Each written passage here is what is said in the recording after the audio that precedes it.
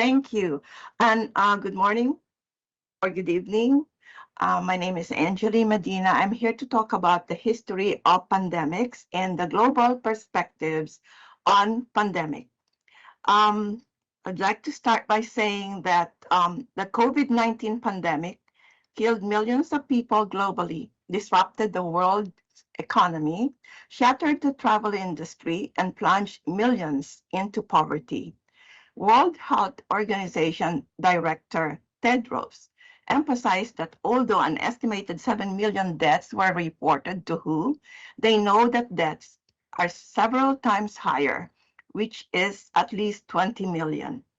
Tedros added that one of the greatest tragedies of COVID-19 was that it did not have to be this way. The investments and capacities made globally must not go to waste since we owe to those we have lost. The world pandemic came from the Greek word pan, meaning all, and demos, meaning people, plus IC equals pandemic. Since the earliest recorded pandemic disease in 430 BC, the pandemic disease have shown an unprecedented challenge to mankind and the governments. The earliest recorded typhoid fever pandemic in 430 BC occurred during the Peloponnesian Wars, which spread through Libya, Ethiopia, Egypt, and Athens, and took the lives of two-thirds of the population. The early case of smallpox in 165 AD to 180 AD infected the Huns, Germans, and Romans. The bubonic plague appeared in 541 AD in Egypt, Palestine, and Byzantine Empire. An estimated 15 million people died, which was about 26% of the world population. Leprosy occurred during the 11th century. The Black Death, known as bubonic plague, that occurred in 1350 was responsible for the death of one-third of the world population. The second outbreak spread to Asia and Europe. England and France became incapacitated by the plague that led to a truce during the war. The first wave of cholera pandemic originated in Russia in 1817, where an estimated 1 million people died. The disease spread to other countries in Europe, Asia, and the United States, where it killed an estimated 150,000 people. During the industrial age, the flu pandemic that started in Russia from 1889 to 1890 spanned the globe, killing an estimated 1 million people.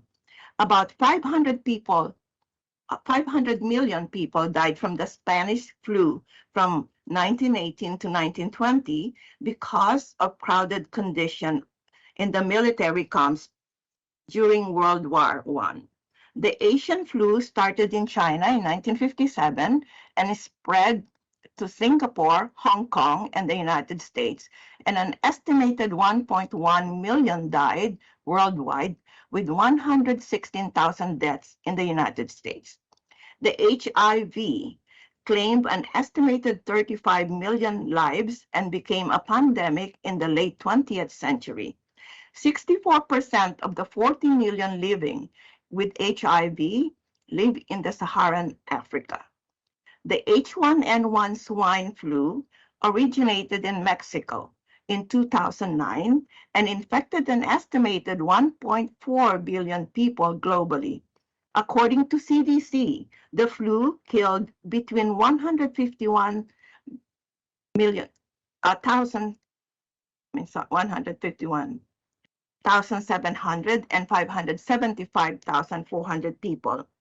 COVID-19 started as an epidemic in China and became a pandemic in a matter of months. The World Health Organization announced COVID-19 as a public health emergency of international concern on January 30, 2020. According to the UN World Health Organization Coronavirus Dashboard, The cumulative cases worldwide stand at 765,222,932 and 6,921,614 deaths. The epidemiology of COVID-19. On January 5, 2020, the coronavirus had infected 59 people in Wuhan, China, and by January 20, the Chinese authorities reported more than 200 infections and 3 deaths. As more data became available, the epidemiologists confirmed that virus could be transmitted by asymptomatic people with high pandemic potential and alerted governments to take immediate measures. The World Health Organization advised countries to implement public health measures such as testing, isolation of infected people, tracing, quarantine measures, use of masks, social distancing, and lockdowns, which we are so used to. Epidemiologists were faced with challenges relating to the emergence of new variants. The pandemic has changed the field of epidemiology in a positive way as they collaborated across borders with the help of other disciplines such as research, physics, computer science, mathematics, network science, public media, and policymakers. COVID-19 shows a strong risk stratification across age, socioeconomic, and clinical factors. Early deaths may have been due to suboptimal management, malfunctional healthcare system, and nosocomial infections. Horizontal lockdown protected the low-risk group, such as the wealthy and healthy professionals working from home, compared to minorities and poor people who were disproportionately infected. The global pandemic perspective on public health. Despite increasing concerns among global health experts on emerging infectious disease in the past 3 decades, the common attitude has been complacency, perhaps because in public health, problems tend to be invisible until it's too late on new infection appear merely theoretical. In the US, funding for public health emergency preparedness among state and federal agencies fell from an estimated $1 billion in 200 to 675 million in 2019. Science delivered significant results as evidenced by the collaboration of international and public-private scientific community in developing effective vaccines, medicines, and diagnostics at breakneck speed. The public view the importance of engaging large pharmaceutical companies and emphasize their transformative role in health, with equity as a guiding principle for partnership. The outbreak of disease starts and ends in communities. Hence, it is important for communities to remain engaged as partner in emergency preparedness and response. Investment in public health education is key to infectious prevention and control. People experience fatigue, frustrations, and mistrust due to misinformation, which calls for a paradigm shift from biomedical models to holistic integration of emotional and psychosocial responses. There was tension in balancing science and politics at the national and international level in coordinating platforms brought by politicians, policymakers, and scientific advisors.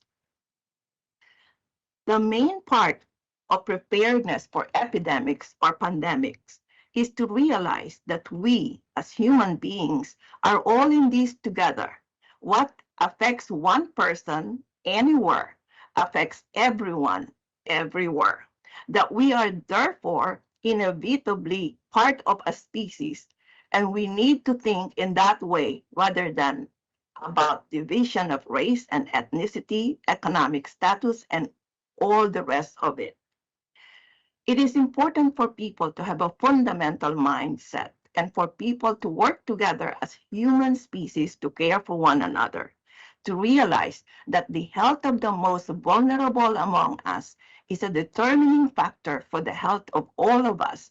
And if people are not prepared to do that, we will never be prepared to confront the devastating challenges to our humanity. The COVID-19 pandemic has exposed political fault lines in the national and international level and eroded trust between people and public institutions, heightened by misinformation and disinformation. The government perspective on the COVID-19 responses.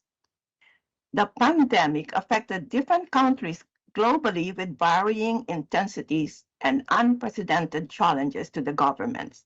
Pandemic preparedness was generally insufficient in the context of major human lives and financial costs associated with the pandemic. Trust requires transparency through frequent crisis communication by engaging stakeholders and the public in risk-related decision-making.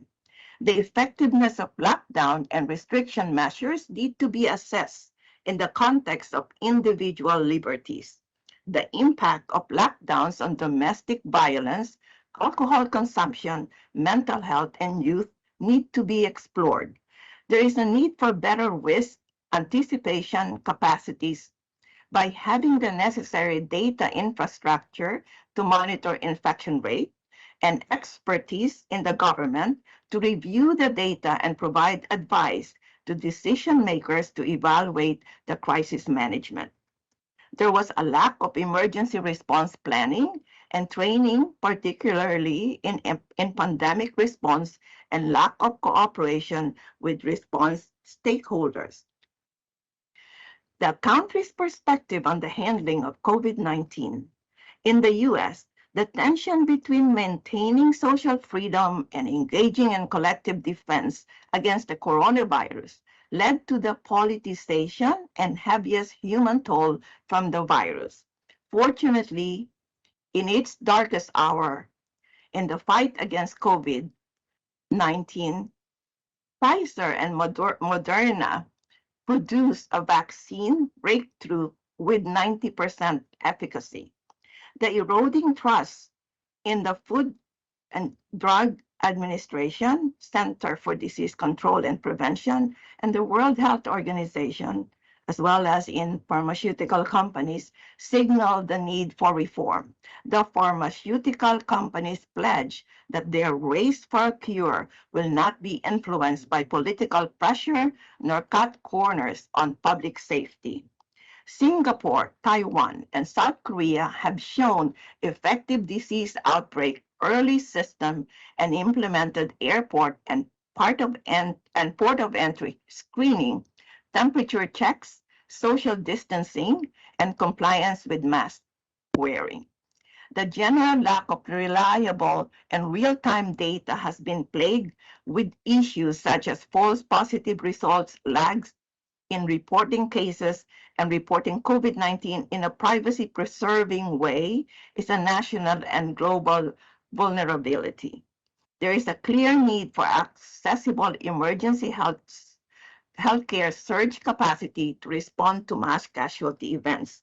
The medical and emergency management professionals on the front lines should never experience a shortfall of PPEs, which tantamount to sending soldiers in the battlefield without weapons and shields. Perspective on COVID-19 pandemic from environmentalists for our planet. During the pandemic, restaurants and food outlets have closed down and food waste were dumped in landfills, resulting in rise of methane levels, which is not good for the planet. Home food deliveries during the pandemic led to an increased level of plastic waste from 1,500 to 6,000 tons per day, which reversed the progress on reducing plastic waste. The priority to provide COVID-19 immunization led to the stagnation of vaccination programs for the preventative diseases or other preventative diseases such as measles. Scientists believe that protecting the environment is key to mitigating future pandemics. An estimated 1.7 million viruses that are known to infect humans exist in mammals and birds. Scientists claim that deforestation mining, intensive farming, and exploitation of wild species have created the perfect storm for the spillover of diseases from wildlife to people. Hence, we humans are the problem. We can be the solution by building back better and emerge from the current crisis stronger and more resilient, and by choosing strong policies that protect nature so that nature can protect us. In closing, I'd like to quote from this party. The human, economic, and socio-political toll of COVID-19 pandemic should be resolved with global solidarity in mind. Countries must realize that in the face of pandemic, we are as strong as the weakest links. COVID-19 holds many similarities to other global threats such as climate change and societal polarization. Responding to COVID-19 pandemic will require societal approach trade-offs across the public, private governments, and trusted public leadership that people will follow. And lastly, we must never forget that a dangerous microbe anywhere in the world today could be everywhere in the world tomorrow. Thank you.